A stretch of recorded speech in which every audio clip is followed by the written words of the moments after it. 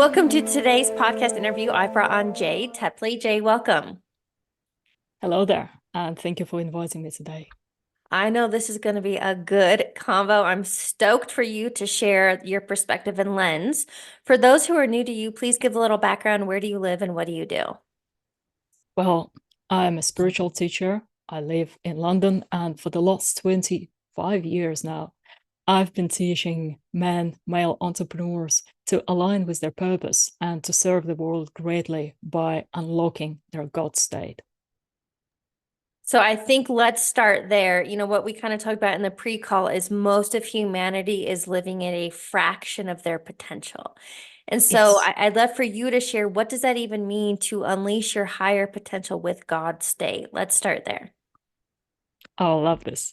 So, most people don't realize that the reason why they feel like they're plateauing in their lives and they feel like something is missing, like they're constrained.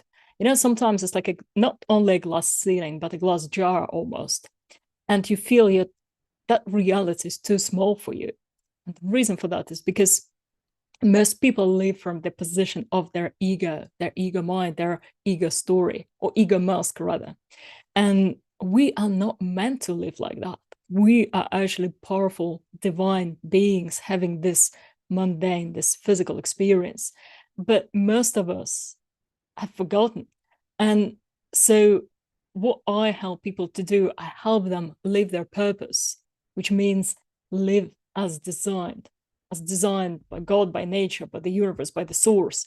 And us living as designed means that we wake up to our divine potential. We unlock that God state, that level above our ego mind, and we create our new empowered personal story from the position of who we really are and not what society tells us we should think of ourselves. Well, and how I like to think about it is it's though humanity is sleepwalking, that we have Yes. so identified with our avatar, our identity. And can you share more about, because I feel like when people use the term ego, it's really misconstrued. But I'd love to hear, what Mm. do you mean by living in our ego, like that very small self? Right. So our ego is our social persona, Hmm. is some idea of ourselves that was mostly given to us, actually. Very few people ever take the time to design this consciously and to make sure that this construct, this idea, this mask is actually aligned with who they are deep down. It actually even suits them as a person. So it's almost like taking someone else's clothes, and they may be the wrong color for you, the wrong size for you, the wrong style for you, and you still wear them because that's what you're given. And so our ego self, our social persona, is a mask that is created gradually over the years from our parents, our environment, our school, our peers, and they all tell us what they think we are. And of course, nobody can really know who you are deep down apart from you. But they impose their sometimes very short-sighted view on you growing up. And so little children don't really have the faculty of challenging those views and saying, hey, that's really not me. I'm not like that. I'm not bad at math. I'm not bad at singing. I'm actually really good. I'm just learning. Little kids take everything that people say at face value and they trust that adults know better and they start believing that they are such and such person because they did so and so, so they must be this way. And so gradually over the years, that construct of the ego, of the personal story from the level of the social identity grows and solidifies until it becomes the person, until that person actually believes in their heart that this is just who they are. Are you referring to subconscious mind? That's the conscious mind. Well, but what you were just talking about, like our conditioning and programming and what we learned from our parents and community growing up, because we didn't have the logical, analytical mind built yet, that's what's going into our subconscious programming, right? That's is Both subconscious and conscious, because even children understand words. So they don't, maybe have an exact framework. And this is what trips them up, because they just get those little bits of programming, conscious programming as well. Yeah. Because if you tell to a child, if you say to a child, right, look, it's no good to do this and that, and let's say it may not be true, it may just be that this is what that particular family believes and it's not really true, but the child will absorb it as true on the conscious level. They will believe it. And Yeah. of course the subconscious level is affected as well, because the subconscious level is very fragile. It's the soul level. And so of course, when the conscious mind is not yet strong enough to protect it, so there is no, this is actually why we try and create a defined identities, because we're trying to protect our inner subconscious soul self from just different influences being imposed on it. And so the ego persona becomes a filter that lets only some influences through. So here's my question on that. I think it's so easy to recognize, some people talk about generational trauma, generational curses. But if you think about it, a lot of times, if you come from a certain economic background, you may continue those patterns of behavior based on our conditioning. But that also is a very limited potential of what's possible for us. So for those who have lack, limitations, scarcity, struggle, efforting, how do we break free from that? How do we break those patterns and live our fullest potential?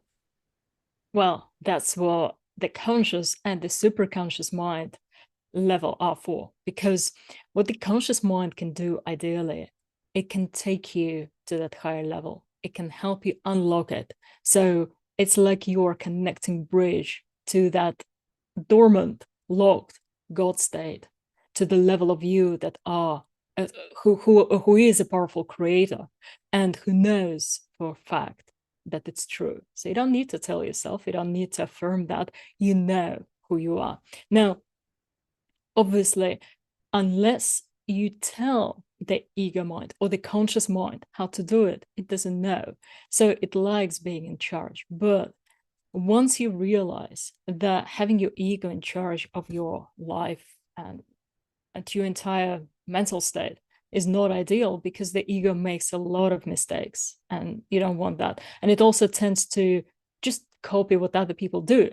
Now, if you train your ego mind, like through the mind training, like I do, for example, or through any mind training that aligns with you personally, and you teach your ego to understand that it's not the boss.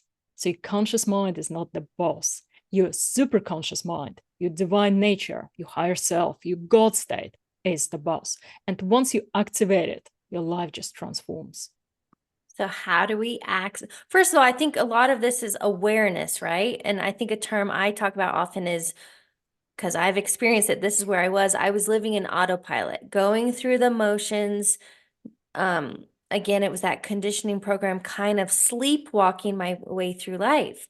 And I know a lot of people can relate to that. They feel the monotony, they feel the mundane, and Yeah. that can be your wake-up call. So how do you access this idea of being unlimited?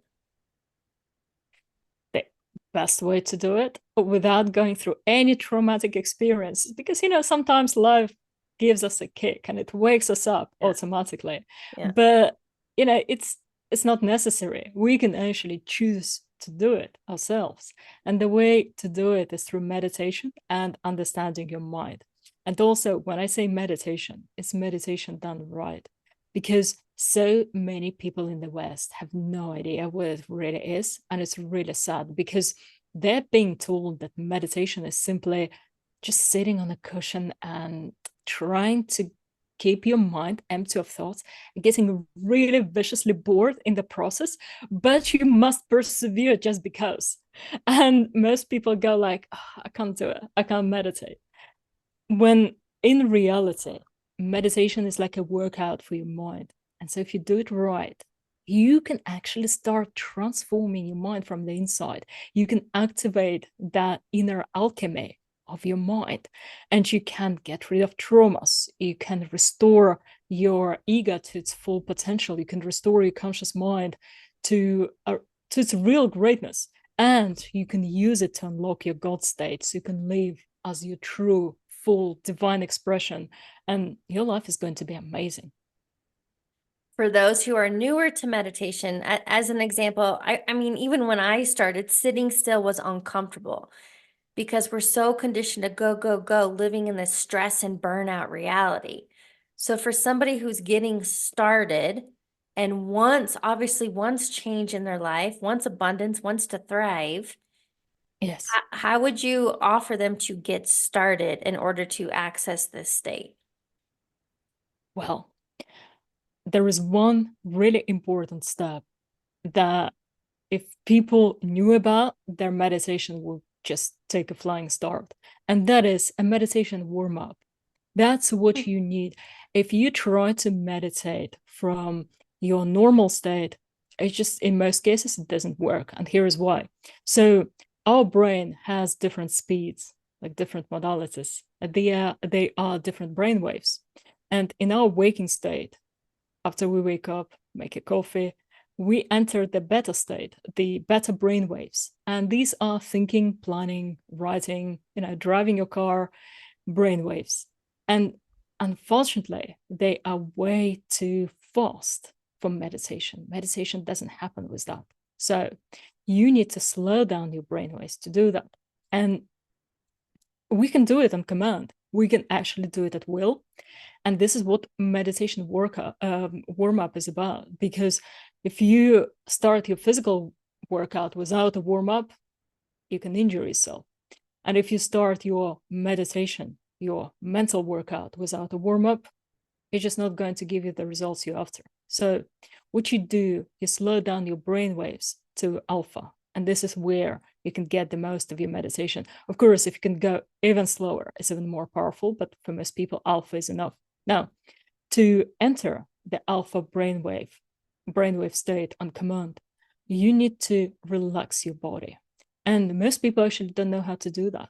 It's not enough to tell someone just relax, because most people have such an innate habit of armoring, which is keeping their muscles tense all the time, especially around their neck, their shoulders, that they don't remember how to do it anymore. So they need to learn how to relax. This is by the way why I have my meditation warm-up routine available for free. So if anyone wants it, they can just get it from me.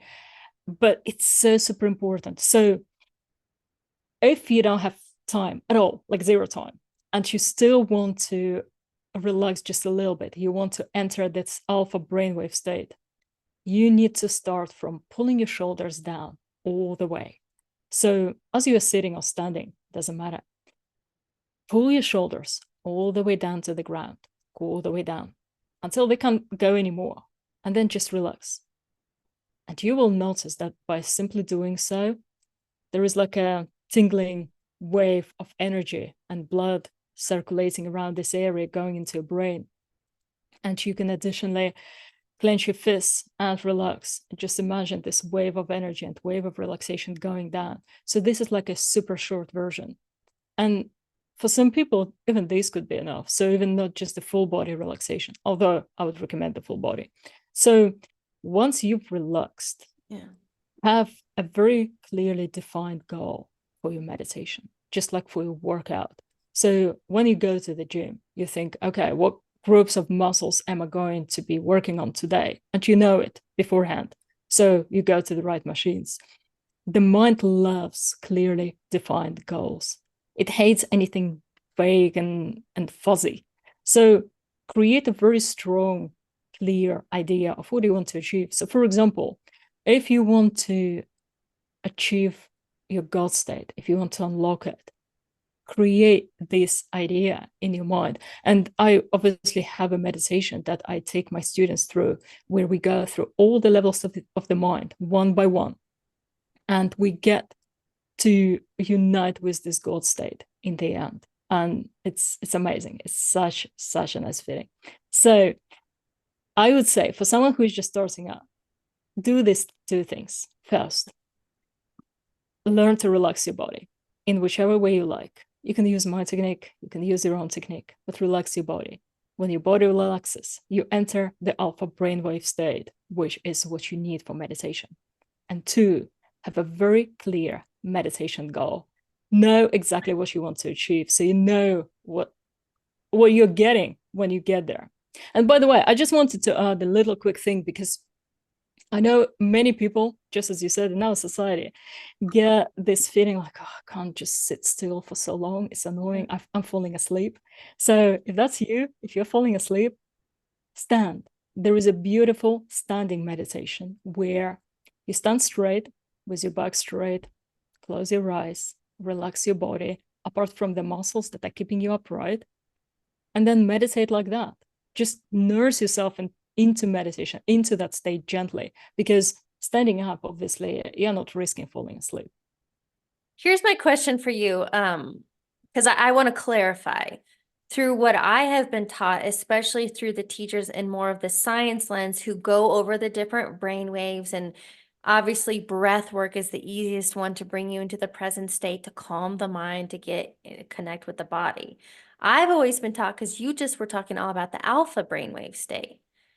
I've been taught it's through the theta brainwave state, which, as an example, Neville Goddard would teach it as the state akin to sleep. And so there's two prime opportunities every single day where we don't have to work as hard, which is first thing in the morning when we're waking up, before you grab your phone, before you get started, when we're naturally in the theta brainwave, and again before we go to bed. So what I've been taught versus what you're sharing, can you please just explain the difference in those theta brainwave states? The door to the subconscious is open versus what you're talking about in our active day, getting into alpha. Okay. So, yes, theta is a lot more powerful, but it's a lot harder to actually sustain it and not fall asleep, because this is the brainwave that appears just before you fall asleep, like Yeah. just when you're on the cusp of falling asleep. Yeah. So when someone is trained really well, they can sustain it. But for a beginner, it's just too intimidating a task. And I would say it's not necessary for a beginner to experience results, because you can already experience results with alpha, and the doors to the subconscious are already opened when you enter the alpha state. This is why, for example, we become a lot more susceptible to suggestion, like hypnotic suggestion or any kind of suggestion, when watching TV, for example, because watching TV, relaxing, we enter this alpha brainwave state. So this is the state that is easy to enter and be fully workable. And yes, if you want, you can go to theta, and then you can do an even more powerful stuff and even more impressive stuff there.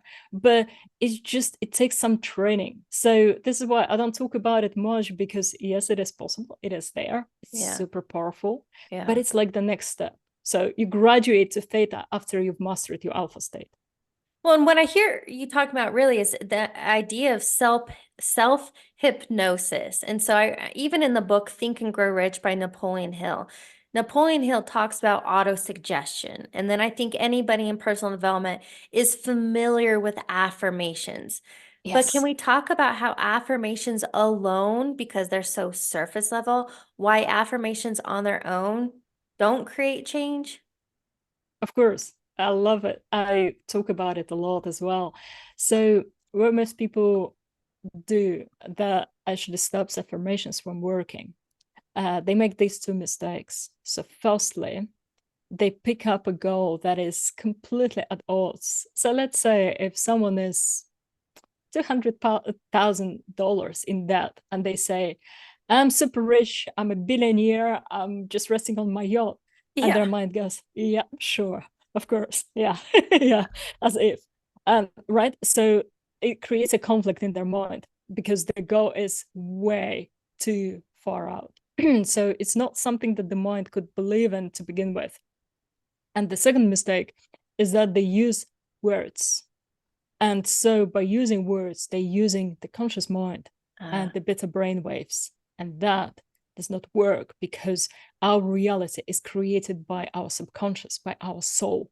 And that operates on alpha and theta brainwaves. So to make affirmations work, you need to do these two things. First, choose something that is, yeah, that's aspirational. That's something that you would like to achieve, but it's not way far out. It's not like, oh, I own 10 businesses and they all bring 1 million each a month. Choose something that you feel could be possible with just a bit of stretch. So your mind goes, aha, this could happen. I could believe this. And this one thing. And another thing is, when saying affirmations, don't focus on words. Words are just reminders. But really, when saying this, let's say you're saying, I'm wealthy, or I'm financially well off, I'm financially stable, whatever really inspires you. Now, imagine what you would feel like deep in your heart, Yeah. really, in your body. What would you feel like if this was already your truth? So if you didn't have to say that to yourself, if you just woke up and you knew you were rich, so you wouldn't go like, I'm rich, I'm rich, I'm rich. Imagine Elon Musk going around saying, I'm wealthy, I'm wealthy. And that just doesn't make any sense because he Yeah. knows that he's wealthy already. So instead of saying words to yourself, use those words as a concept to evoke that feeling in your body and in your mind, and sit grounded in Yeah. that feeling, and start with the alpha brainwaves that Yeah. are easy to enter to, and then later on graduate to the theta brainwaves that are even more powerful, so they will make your manifestation come about even faster. But manifestation can come about only if you are aligned with it, because if your personal vibration is blocking that thing that you're asking for, just not going to appear on your doorstep, because it's almost like you get a parcel delivered from the universe, but you won't open the door, so they can't deliver it. Yeah. Okay, so I'm going to pause here and emphasize things that you just taught because it took me years. And the point of doing any of this work, I want to help people fast track in their journey and like to make it easier. You really emphasize, and this is why like I'm highlighting it with, I literally have a pink highlighter over here, but I didn't understand why everybody emphasized emotions and like you really need to embody the end emotional state. And again, back to Neville Goddard, he talks about the law of assumption, assuming it's already yours, but anybody who talks about manifestation talks about the emotional piece. And then I understood it from Dr. Joe Dispenza. So, what Dispenza teaches is our thoughts, our desires are an electrical charge sending an intention out, but it's your Yes, emotions and feelings that are the magnetic force drawing it in. So, when you're talking about frequency and our alignment, when you're feeling as though you're already abundant, joy, in love, have connection, empowered, then life's synchronicities happen, right? The resources we need, the people, the opportunities then happen. absolutely. Then let me just add on this, and I want to hear more from you. The whole point of all this is we think we want the yacht or the $1 billion but we don't want the thing. We want the emotion or the feeling that the experience the person brings us. So that's why if you just embody the feeling, all that stuff naturally happens easily. Absolutely. Absolutely. Yeah. Yeah.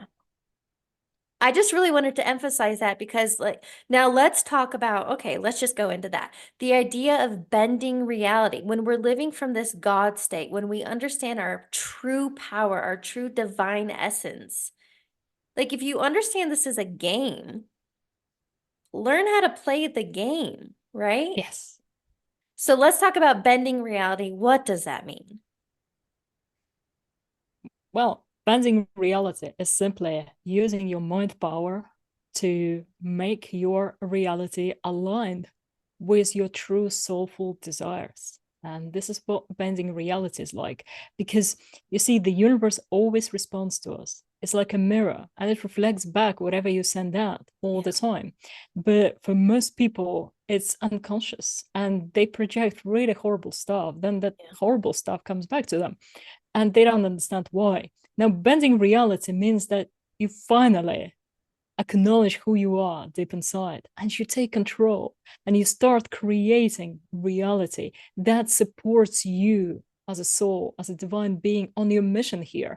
Yeah. That you don't just eat, sleep, enjoy your life, but you actually create a meaningful experience, not just for yourself, but for other people as well, and inspire them. Yes. And like I'm still, look, we're all on our own journey and I'm still on that. But like when this understanding truly came to me, I was like, they talk about the monks in the Himalayas that can manifest jewels like that. And like Yes, that stuff isn't a miracle. That's our natural ability. So I would that's love to right. hear from you. Can you give an example? Once you put this into play, some things that have transpired when you are showing up as this consistently. Oh, of course. I have lots of examples, both from myself and my students. Yeah. So I'll give you a very simple but a very practical example. I'm into martial arts myself. And a couple of years ago, I was having a training and a training session. And unfortunately, it went wrong. And so my kneecap actually got displaced. So basically, my knee snapped out of its kneecap and I couldn't Mm, walk. And it was pretty bad. I like yeah. really bad. So like I could not get up at all. And a student of mine I spoke to said, "Oh yeah, I had something similar happen to me some time ago, and unfortunately, it's just such a nasty thing. I couldn't walk for half a year, and then even after, my knee just wasn't as good as it used to be." Now, I was 3 weeks before a boot camp that I run. So what I do with my students, I take them to some amazing magical places around the world that are aligned with their energetical frequency so they can achieve their goals faster. And so I had one of those trainings already booked and the students were already ready, had the tickets and everything. So I couldn't postpone it or I couldn't change the date. And it was 3 weeks before that happened. And so I thought, well, that's really not good because how do I get to the airport? How do I even teach them? Because apart from the mental side, I also teach them some practical yoga stuff as well, like how to use your body to make your energy flow better. So I thought, right, this is really not good. I need to do something about it. And so I waited for a couple of days, hoping that my knee would sort myself out. Funny, right? Well, it didn't.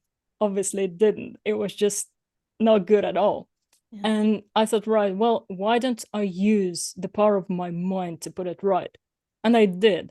And so after 3 days, my knee was all right. There was no trace of any injury. So when the time came for the training, I just picked up my suitcase and went to the airport and I could stand, I could walk, I could lift things again because obviously you can't really lift things if you have an injury in your knee. Yeah. And nobody will be able to tell that something was even wrong. So that was one thing. And another thing, which again has to do with flying somehow, but it was from one of my students. So he was traveling, and at one point, I don't remember what happened, but he was passing through a country where they had some strict requirements, not actually for entry, but for leaving. And so he didn't have some document that they required, and they just wouldn't let him in.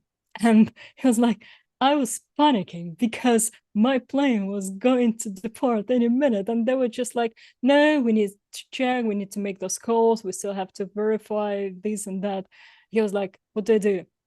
And then he remembered that he trained the stuff from me and he actually used it. So he tuned his mind into that state and he stated what he wanted and he wanted to pass through. And suddenly it was like a miracle because suddenly all those security guards were like, actually, no, it's fine. You can go. And he went and he got his plane right in time. So are you talking about using, so what I hear ultimately is a clear intention. That guy wanted to pass through. You wanted a healing. So are you doing this through meditation, through visualization, through breath work?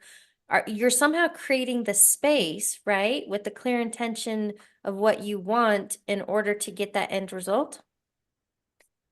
No, quite. I actually use the Force. They call me a real life Jedi for this reason. Okay. So once you set up your intention, intention is great, but to make things happen quicker and surer, you want to actually send an energy impulse Mhm. from you towards that's something that you want. You want to create that energy link. And so this is what I do. With healing is pretty simple because I simply send energy through my hands. And that's straightforward enough. But sometimes if you're in a situation where you can't wave your hands about, you don't need to. You just send the energy from your mind, from your chakra points, from your mind gates, and that it has the same result. And I think for some people, this can be like, what? This is gonna is so over their head. But I think ultimately what we're sharing is when you understand the mind power and the energetics, like you literally become limitless, right? Yes. Yes, that's how you embrace your God state. So live from the position of your God state, embracing the fact that you're not a purely mundane being, that you have this energy like superpowers. This is why, for example, my company is called New Era Superhero, because we are real life superheroes. We've just forgotten. Yeah. And I think really what I'm hearing is it's kind of a wake up call. So if you find yourself in the mundane, in the struggle, in the monotony, when you remember your innate superhero powers, then like literally this can be a phenomenal game. Absolutely. Absolutely. This is exactly what I'm trying to make people realize because Yeah. you see, this reality, if we live in the ego mind, it's almost like we're asleep, but on a different level. And Mhm. you know, if you're asleep at night and you see a horrible dream, well, the best thing you can do is to wake up, right? So you're not there anymore. Yeah. And just like that, in our waking reality, which is also a kind of a dream, if you find that your waking reality is horrible, that is suffocating, that you're playing below your abilities, and it's just like everything feels wrong, and this like a horrible dream, wake up. And then you will understand how funny it was because you had the power over all of this all along. You know what scene just flashed in my mind? Do you know Wizard of Oz, Dorothy? Yes. And you know, like the whole entire movie when she's on the yellow brick road, that whole thing was a dream. And then when she clicked her heels and she's back in the black and white scene, like that's what we've done. Yes. Oh my gosh. And what does the fairy godmother say to her? What is the message in Wizard of Oz? Oh gosh, obviously I'm gonna have to look that up that came to I me don't for a remember. reason. Here's what I love. I want to know what are some of your daily rituals that keep you in this state, in this vibe? Because I would imagine as a human, you have off days or off moments. So what are you doing to stay forward focused? Okay, so here is the system that I use and I teach all my students, and it's super simple. So all you need to do, you need to first really visualize what would you be like as your most empowered divine self? Yeah. What would you see yourself as? How would you see the world? How would you feel? How would you think? Just create an image, and it doesn't have to be super precise. A rough image will do. So if you imagine yourself like a real life archangel or a real life superhero, how would it feel? Yeah. Okay. So get that feeling now, remember it. And every day after you wake up, relax your body and try for at least 5 minutes. 10 minutes is best, but 5 minutes. Imagine that feeling in your body, in your mind, in your soul. Imagine living as that super empowered self and Yeah. how it would feel. So, for example, if you have some issues with your body, imagine that your body is perfect and just stay in that state for 5 minutes. Now, in the afternoon, do the same thing. Take 5 minutes, relax your body, or 10 minutes if you can, relax your body. Go into that state of your most empowered self and ask yourself, what would I think right now if I were an actual archangel? If I were a demigod, how would I see reality? What Yeah. choices would I make? And just stay in that state for 10 minutes. Now, in the evening, super simple, before falling asleep, because you go automatically through the alpha and theta brainwaves. Imagine that feeling of being your true self, of wielding actual superpowers is actually important. I know some people will say, oh, yeah, but it's for children. It's not. Children are Mhm. actually wiser in some cases than we are. So imagine you're actually wielding superpowers. How would Yeah. that feel? How would your body feel? How would your mind feel? How would you feel about yourself? And just allow yourself to drift to sleep with that thought and with that feeling. And you will see it's probably going to take a few days. You will see how your life starts to change. Well, that's a very intentional practice. And when you're doing that, you're literally directing your mind, you're mentally rehearsing, creating that mind-body connection. Yes, you're like, I know that alone can change, be a catalyst to change your life. I have to tell you, I Googled it. I Googled Wizard of Oz quotes, and this is one that Okay. it was the top third one. So back in that Dorothy scene when she's kind of waking up back in the farmhouse, you've always had the power, my dear. You just had to learn it Yes, yourself. that's the one. That's the one. Yeah. A beautiful quote. That's what we're saying. I love this. Jay, I want to ask you, what do you believe is a key takeaway you want listeners to get from today's conversation? I want them to remember that no matter what life is showing right now, that doesn't represent you as a person. You are someone infinitely greater. You are capable of greatness and you are born for something more. All you need to do is to make this decision to unlock that within yourself. And take this first step and remember it and do take it. Our world needs more empowered people. Yeah, that is a powerful reminder. What I'd love to do to wrap up the interview, I have a few rapid fire questions for you. Sure. What is a quote or motto that you live by? I'm the light that helps others see. And why is that your reminder? Because our true essence is actually light. If we could see it with our physical eyes, we would understand that we are radiant, shiny beings. Yeah. That's who we really are.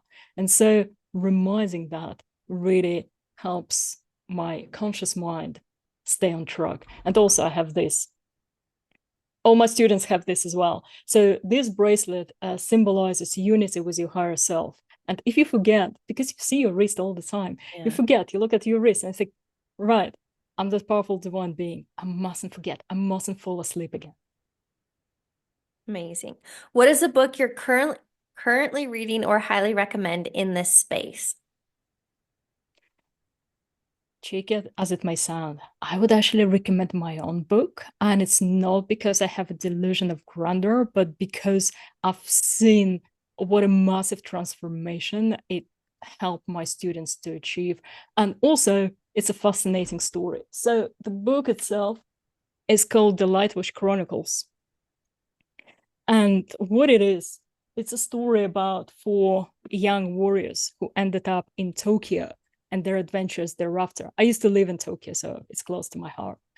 And this story, people say that it's like The Alchemist because what it allows you to do, it allows you to learn about your mind, the world, about like really deep things that are presented as a story. So it's really easy to read and it's really memorable. And I just think it's it's something that would benefit many people. Final question. What advice would you give your younger self? Start living your purpose earlier. Like Right. 100%. Right. Yes. Such a great note to end on. Jay, thank you so much for joining me today. Oh, the pleasure was all mine. I loved our interview.